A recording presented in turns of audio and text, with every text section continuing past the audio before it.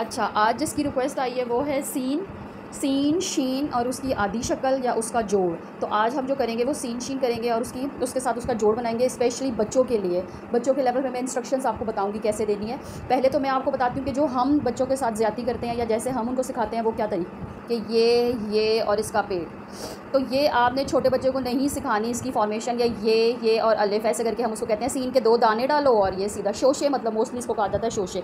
तो ये आपने नहीं सिखाना है क्योंकि छोटा बच्चा है, जो आप सिखाएंगे वो फ़ौरन सीख जाएगा। तो आपने इस टाइम अपनी फॉर्मेशन बहुत अच्छी रखनी है।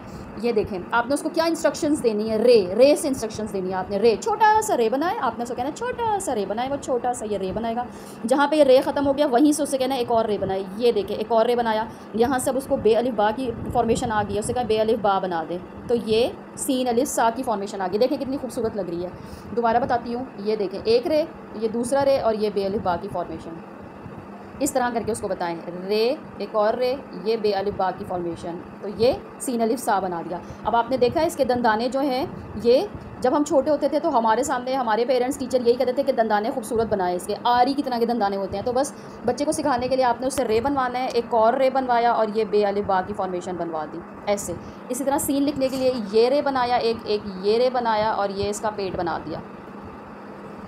ये रे, ये इसका पेट यहाँ से बनवा दिया। ठीक है। अब इस तरह आपने कोई भी वर्ड इसके साथ लिखवाना हो, ये रे, ये सीन अलिफ सा या शीन अलिफ शाह, कुछ भी, ये मीम की फॉर्मेशन इसके साथ बनवा दी आपने। शाम, शॉल, ये रे, ये शीन अलिफ शाह, लाम, ये लाम की फॉर्मेशन, शॉल।